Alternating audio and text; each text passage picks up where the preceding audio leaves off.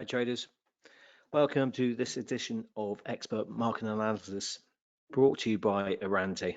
This is generally a bi-weekly review and preview, so every other week of the market's key events and trading opportunities. Whilst I'll just let you have a look at the disclaimers, I'll just run through some of the key objectives that we hope to get through. Key objectives of this webinar, first of all. We think markets are generally driven by themes which buyers and sellers relate to in order to enter and exit markets.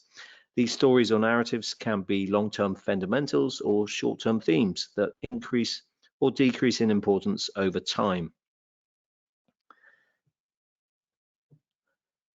For this webinar, we hope to get through a few things, obviously, in the next 30 to 40 minutes.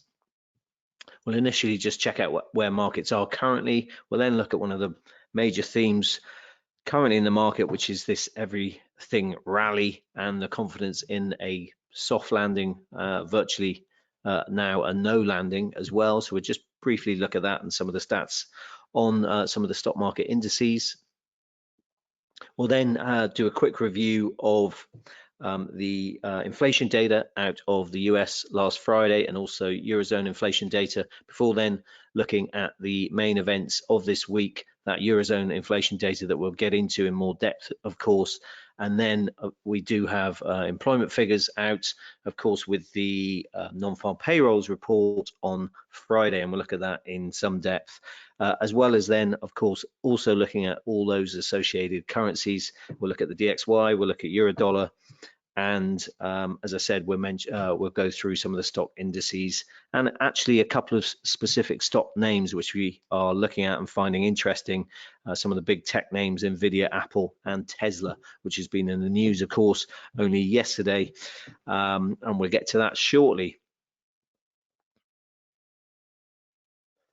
Okay, firstly, just checking out how equities are looking, pretty much headed lower at the moment. As I mentioned, Tesla lost nearly 5% really on big Q1 miss on deliveries. The dollar is fairly steady. That rally has sort of run out of steam slightly as we get into the middle of the week and look up and eye up those non-farm payrolls reports, but certainly the higher for longer rate expectations theme is one which has gained a lot of prominence recently. Commodities, crude, copper, and gold strength has obviously been seen recently, really highlighting that broad commodity bounce that we've had. Gold just coming off its highs earlier today, another record high at $2,288 now per ounce gold, and just come off that as Treasury yields continue to make new multi-month highs. Another 4-month high now, the 10-year Treasury yield at 4.4%, just through that, having gone through previous long-term resistance of 4.33%. Okay, just one of the themes that we mentioned is really as we open onto the second quarter of this year. If you cast your minds back to January, markets pricing almost 6 rate cuts, even just over that from the Fed this year, so a total of 150 basis points of policy easing, of rate cuts. Now there are less than 3 baked in, so now less than 75 basis points baked in by markets. We've had this sort of yo-yo effect all through the previous few months, from 150 basis points down to 75, up to sort of 90, 95, and now we're back down actually below 75. If you remember, of course, the FOMC meeting recently again confirmed its December dot plot for this year. The median dot plot showed 3 25 basis point rate cuts. That was reiterated, as I say, in March, to some surprise with the strength of the data, and we'll get to this shortly. But now markets pricing just below that, even below 70 basis points now for the total of this year. Certainly, though, we've seen this confidence in a soft landing and even a no landing, because why do we need rate cuts if the economy is ticking along pretty nicely? That, though, has ignited this everything rally. Really swept stocks. Gold, cryptos has also reached record highs, and the dollar as well, of course, is riding high really against most major currencies, and that is actually then or we've seen over the last few weeks, pushed central banks, including Japan, China, and India, to intervene or really consider intervening, really to underpin support for their currencies. So it's this shift really in the global interest rate cycle, low yielding assets really out of favor, everything else with any kind of yield is very attractive, potentially with this rate cutting cycle that is coming, although slightly is being questioned now. And really then the coming quarter will be the ultimate litmus test really for whether that view is right.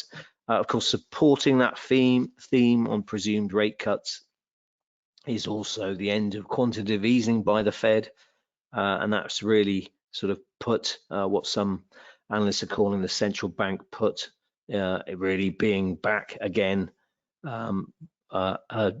in markets. Ultimately, though, as I mentioned, really the backdrop for risk remains supportive at the moment. The bulls remain in command of equities. Really not only on Wall Street now, but also across the globe. So we've had the German DAX, the Nikkei 225 in Japan, Canada's stock index, other indices as well, all notching fresh records within the last couple of weeks. And if we just go to actually the S&P 500 first of all, I just want to show you that. So bear with me while I pull up the chart. First of all, of the S&P 500, which is obviously fairly a fairly obvious bull channel that we can see here, and we just sort of come off those highs from, well, yesterday actually 52.63 was the high there, and I just want to check you're seeing what I'm seeing, which you are. So yeah, there's obviously the S&P 500, but just to sort of reiterate some of the facts and figures around this remarkable run from the October lows, really, we've not notched back-to-back weekly gains, obviously, recently. If you just check this out, and if I just show you the consecutive weeks of gains, you can see this sort of bull run.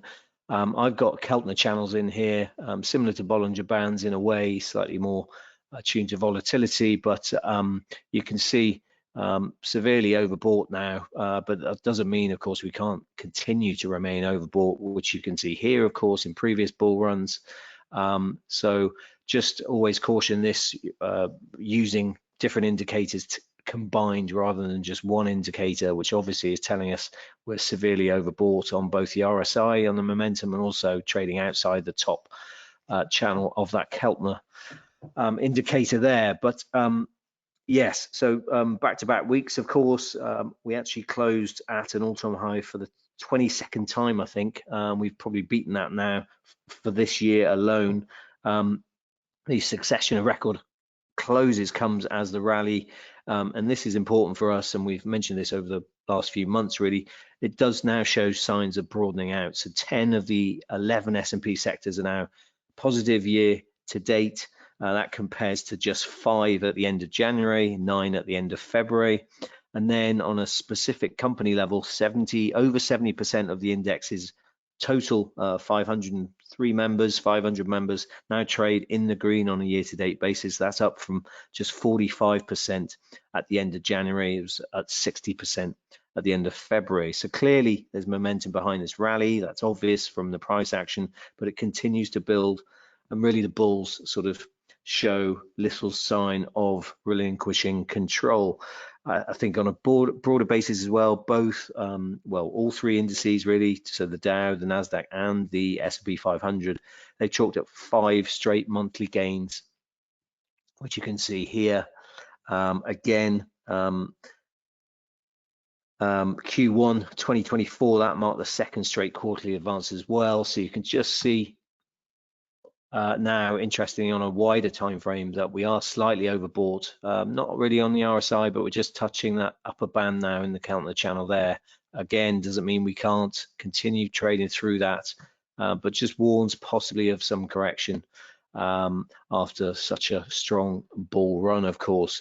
If we look at some of the other indices, you can see we just pulled off that high then in the NASDAQ 100 there.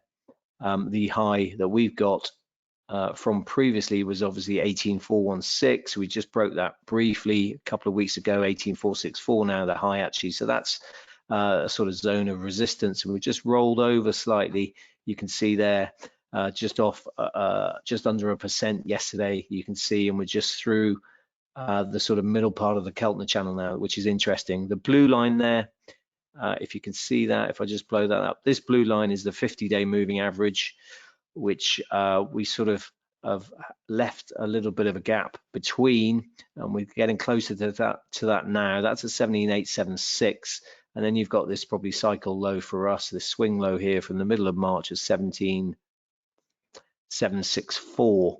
Those would be the levels we're looking out for, probably to the downside if this move does roll over a little bit more. I've got an ascending channel in there. You can see the bull channel sort of blued out there, and we're just at the bottom of the lower part of that channel now. Kind of depends where you draw this, of course, but you try and obviously tap a couple of previous price points to reinforce that level. So it's sort of around that level. We're just approaching the bottom of the channel. Probably 18,000 is a good initial support level, big round number, of course. And then below that, as I mentioned, 50-day moving average at 17,661, and then below that 17,764. That's to look out for on the NASDAQ.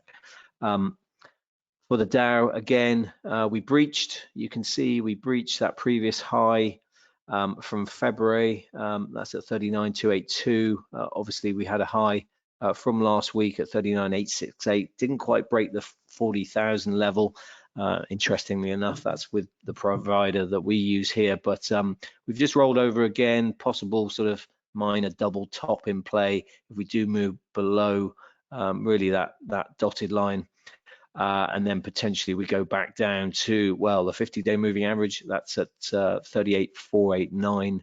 And then these levels of support here are very important, I'd say, just around there, around sort of 38,500 or so, a key sort of zone of support.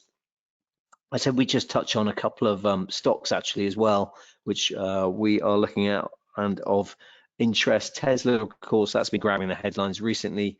And overnight or yesterday, of course, with its Q1 deliveries, 386 odd thousand versus an estimated 449,000. So that was the biggest miss in actually its history. In fact, HITS shares, you can see down 4.9%. Lower, really increasing worries among investors that EV demand is way too high relative to recent investments in production capacity.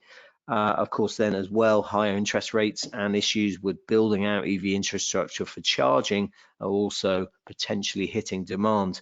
You can see here really sort of interesting chart, of course. If I just take that off, pull it back slightly as well to the weekly. So you can just see now this sort of series of lower lows, lower highs.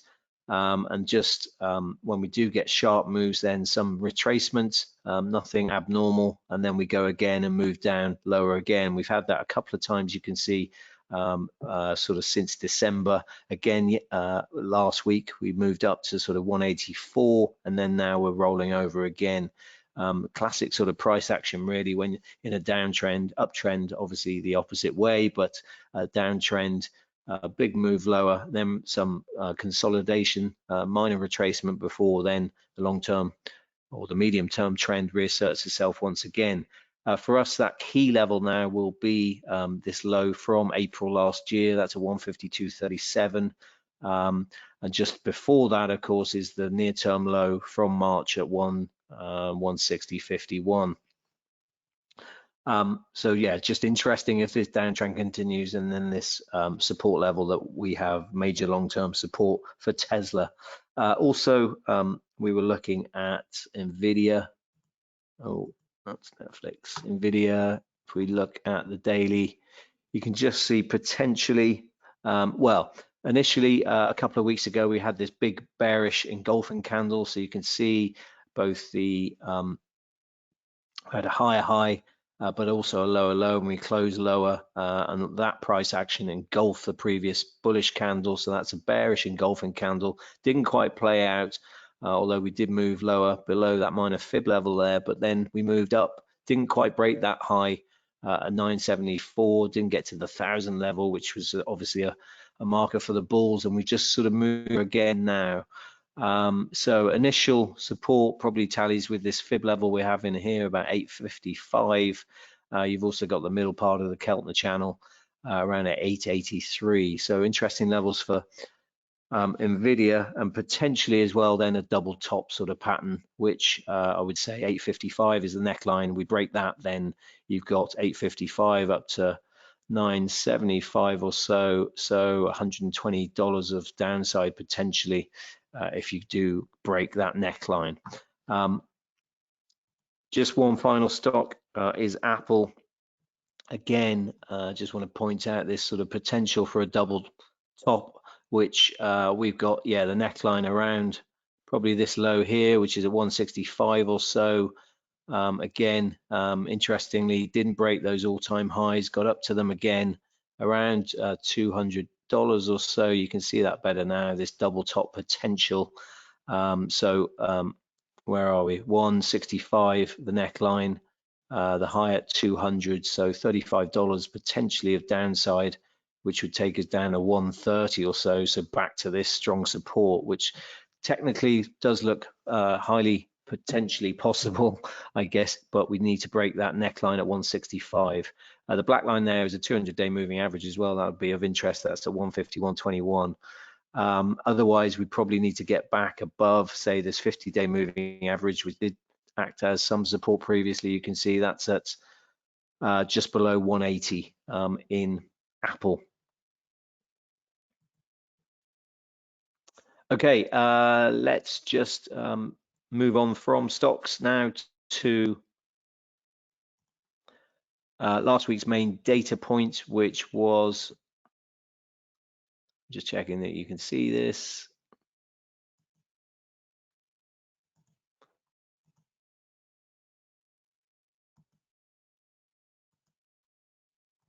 Just bear with me 1 second. Hopefully you can see this. So yeah, last week's main data point was the US core PCE inflation data.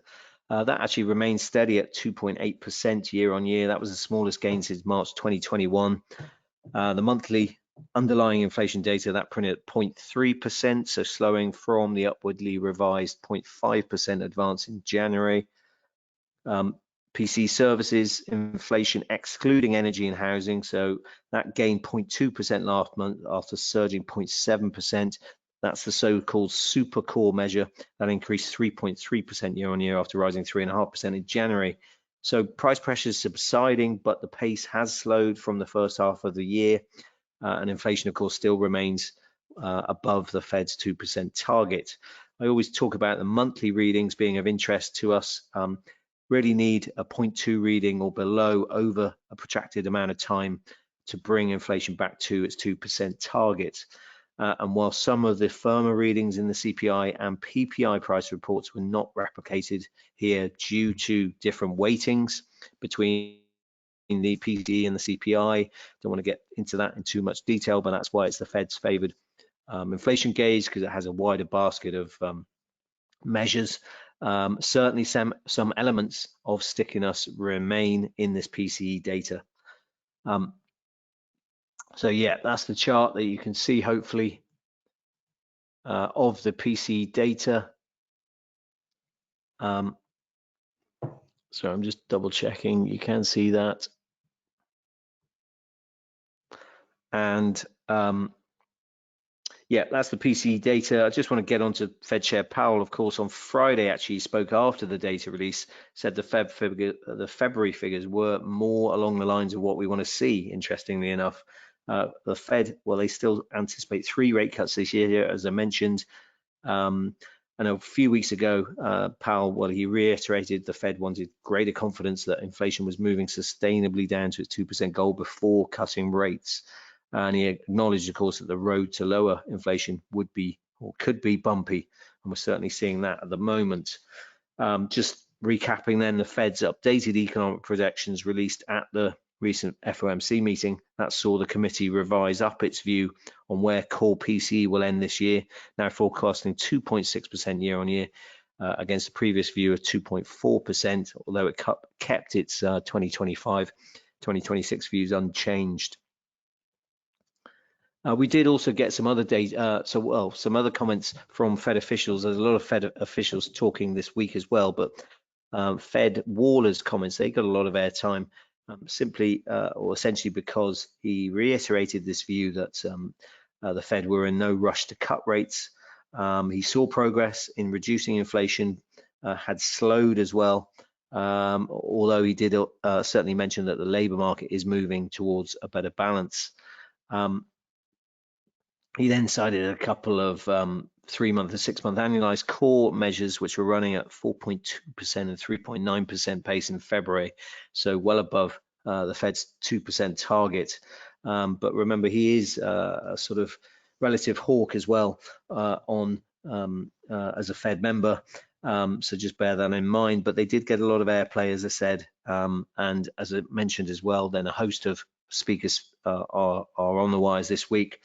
And interesting that they've sort of generally repeated this line, but to just take care and just important to listen out to what they say going forward, and whether really they repeat the sort of hawkish lines of Waller on recent disappointing inflation readings. Okay, we'll move on to, that was the US inflation data. Otherwise, we did have the Eurozone inflation data out this morning, just an hour or so ago, actually. And I didn't have time quite to update this, but they're pretty accurate. This is what, recap. This is what was expected on the report. So 2.5 was expected, but we printed at 2.4 actually. And then that was in the headline. And mainly due to Easter and early Easter in Europe. So tourism-related services were a little bit sticky, but the headline missed expectations. 2.4 was the actual print. And then in the core, which is certainly what the ECB look at most essentially, that strips out the volatile food and energy components, of course, and that actually ticked 1/10 lower from expected, so printed at 2.9% versus the 3% expected and the 3.1 previously. Really important, really, is the aside from that sort of tourism issue, which probably may be given back as well in May. So we may see this going lower and continue to go lower. It's really all about services inflation momentum. You might have heard that recently. And it's the continual theme for inflation and wage growth, of course, attached to that. That's been picking up slightly. The strength is broad-based, but interestingly, we did miss estimates in this most recent reading, a 10th lower in both the core then and also the headline. From a policy perspective, I think we've got a chart there just showing you just this nice trend of disinflation, falling inflation. We're slowly getting back towards the ECB's target of 2%. As I said, from a policy perspective, again, a good report for the ECB. They meet next week, the April ECB meeting next week on Thursday, the 11th. But probably we'll be just looking ahead to that, and we'll review that in a couple of weeks. But as President Lagarde stated at the March press conference, we'll probably know a lot more again in June. So we will have had the all-important wage data. Wage negotiations would have been finalized in Europe, so that will be seen not in this meeting next week. We'll also have, obviously, then another CPI print as well. So we'll know a lot more in June. This is what President Lagarde said and what markets obviously are looking at as well. So probably a quieter meeting next week before then teeing up potentially a rate cut in June. We do get the ECB minutes actually from that March meeting out tomorrow. Of course, that's where the ECB kept rates unchanged. Policymakers really continue to monitor progress towards the bank's inflation mandate. They did say, of course, rates will be set at what was it, sufficiently restricted levels for as long as necessary, and it kind of was a slight disappointment to some who had been wanting to hear more dovish language and this idea of policy normalization beginning. But then, if you remember, we did have fresh staff macro projections, and they did offer something for the doves actually with the 2024 and 2025 inflation forecasts lowered, and leaving the latter one actually matching the bank's 2% target. So yes, June rate cuts for the ECB pretty much fully priced in, above 90% now. And there is, I think, 3 cuts fully priced in for the whole year, and roughly around a 50% chance last time I looked of a 4th rate cut as well this year.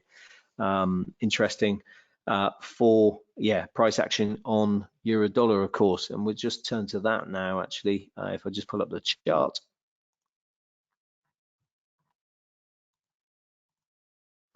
which is here, and I'm just double checking.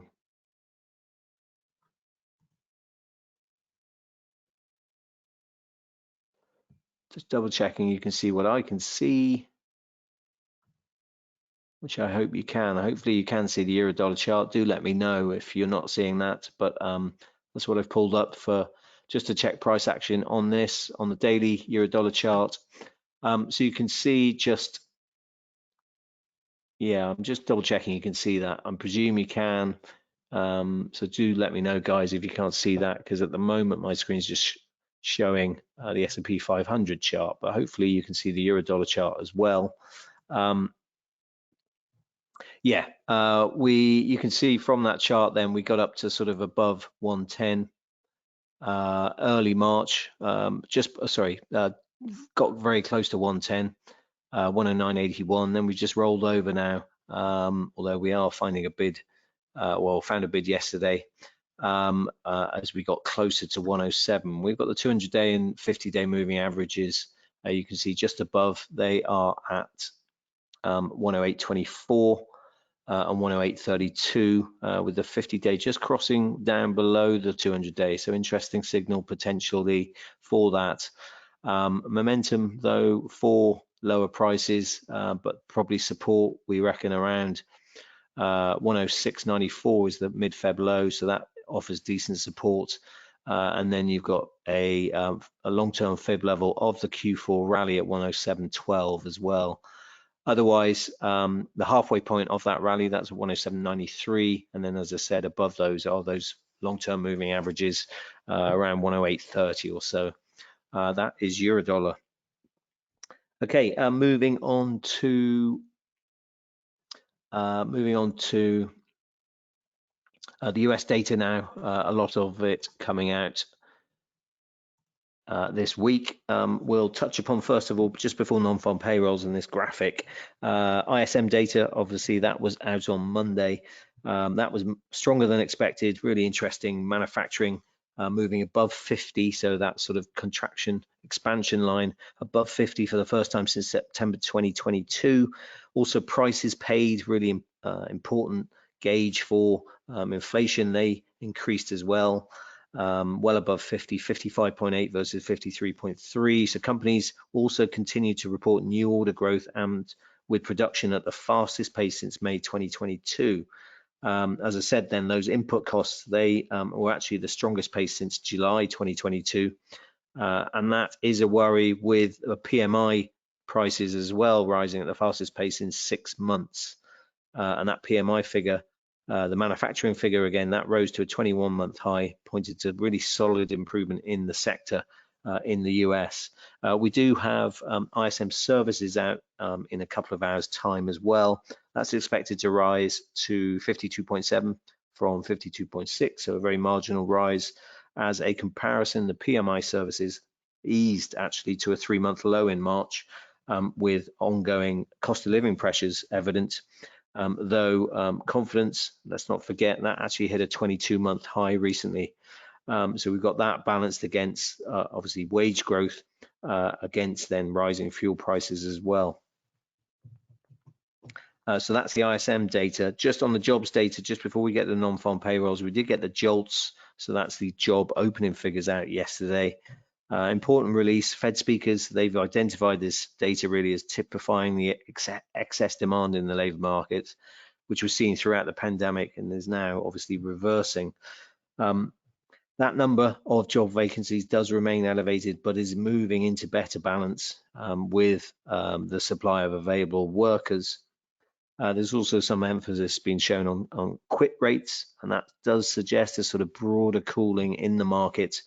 That implies then basically a moderation in labor cost growth, and then that feeds into broader inflation moving lower. But it's very, very gradual. That quits rate actually stayed where it was. JOLTS, really the headline, apart from a minor decimal place, that stayed pretty much where it was as well. So the slowing is very gradual, but it's still still above pre-pandemic levels. As for the non-farm payroll report, obviously on Friday, a less robust labor market is the key risk, as stressed by Powell, Fed Chair Powell at the March FOMC press conference, also repeated by him last Friday. So consensus view is for around 200,000 non-farm payrolls to be added to the US economy in March. That may move a little bit depending on the figures we get, all those figures we get this week. We also get the ADP numbers out today. Never a great strong predictor of NFP, and then we get the weekly initial jobless claims as well tomorrow. But 200,000 around there is consensus view. That's really more trend like rate of growth from obviously the previous 275,000, so a slowdown from that, and the 200,000 print or so would be lower than the recent averages. So the 3-month average is at 265, 6-month average 231, 12-month average 229.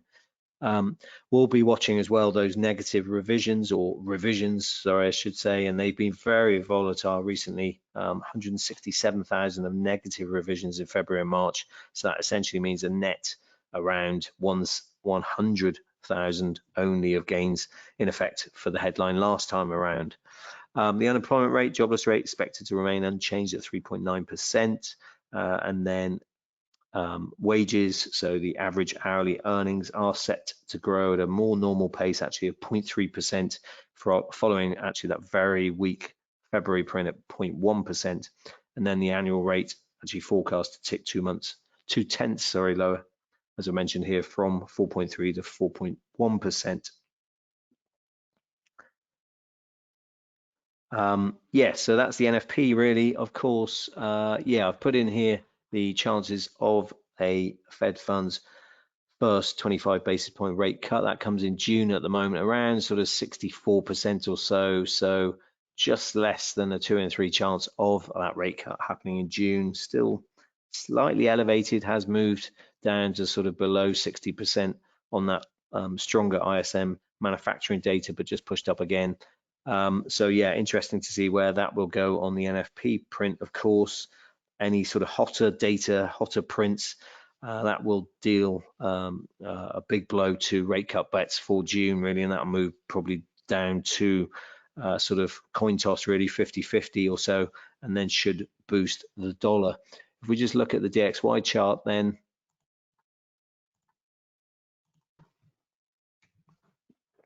which is here, just bear with me 1 second. Here's a dollar chart.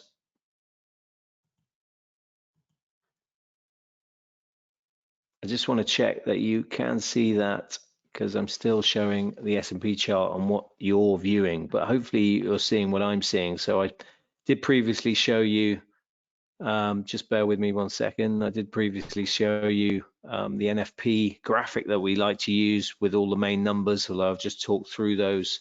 Hopefully you can see that, which is very odd that I'm showing your view as being still the S&P 500, but please do let me know. So I put up the graphic with the main numbers for the NFP. I've also got in now showing you a Reuters chart, actually just with that headline number, which would actually be the lowest print this year if we print in line at around 200,000 or so. So there's that chart, and then I've also got a chart in here of FOMC rate expectations. This is actually from a couple of weeks ago, and interestingly enough, we've obviously had confirmation of that dot plot median forecast being the same as December in March, so 325 basis point rate cuts, as I mentioned, but then pricing by Fed funds futures now has actually fallen below that 75 basis point expectation, now below 70 basis points.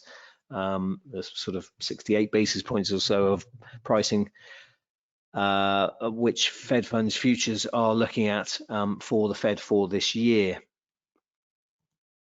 Okay, I will just pull up the DXY chart now, which hopefully you can see.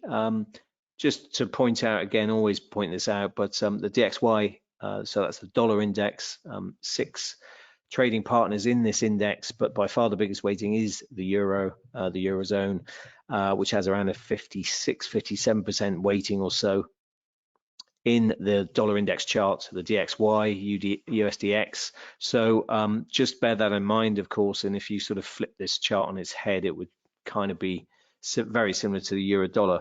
So you can just see we are struggling at these mid-Feb highs now around 105.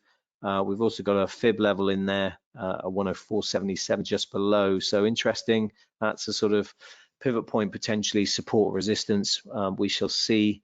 A decent uptrend though, so potentially only dropping down to around sort of 104.77 or so, which is actually where we are at the moment in that fib level from the Q4 sell-off. That's a 61.8 fib level at 104.77, and then that zone with those mid-February highs at sort of just below 105. Recent high yesterday was 105.10, but then we closed lower below 105. So that's the DXY, and then you've got the 200-day and the 50-day moving averages way below that, below 104. Okay, just checking time-wise how we're getting on. I should probably mention as well gold, which obviously has been grabbing a lot of headlines with its quite incredible move higher, of course. It's kind of left a few of us scratching our heads, really. We hit a record high again today, just checking where that high was at 22.88. It's kind of underlying demand, of course, technical momentum really being strong enough to offset the sort of normal negative impact of this appreciating dollar, and also treasury yields, which have I mentioned moved sharply higher recently. Of course, we did get that stronger than expected US factory data at the start of the week. That mildly dampened the rally, but then we've continued higher, as I mentioned today. Yeah, it's kind of head scratching, because generally once you get higher yields, higher dollar, then that impacts on the non-yielding gold as an asset. But at the moment, yeah, we kind of think something has to give. But yeah, gold made new highs, and treasury yields, if I just look at treasury yields, for example, are still pretty strong. I'm just checking those now with the 10-year, yeah, at sort of 4.36% above this long-term level we have at 4.33%. So essentially, yeah, treasury yields still elevated, the dollar relatively elevated, but gold making new highs. So at some point, something we would think has to give in one of these surges that we're seeing. Of course, non-farm payrolls, a strong jobs report may potentially impact that as well.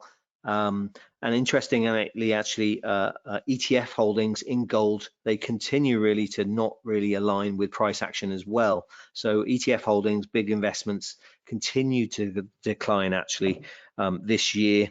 And over the same period, if you think about gold, that's up around 9%, even more actually. So Again, interesting distinction, difference, divergence between what generally plays out and gold price action.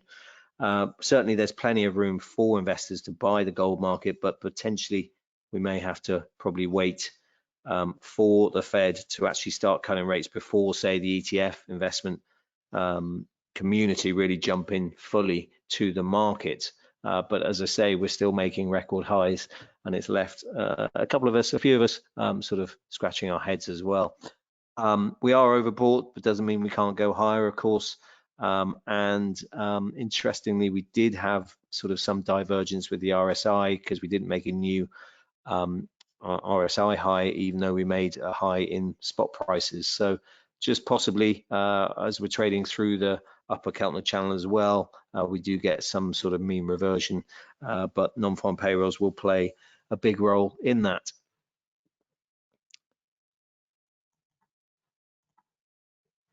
Okay, I will wrap it up there. Hopefully that's been of use to you guys. Great having you all on the call, really appreciate it, and sticking around for 40 minutes of course of your time.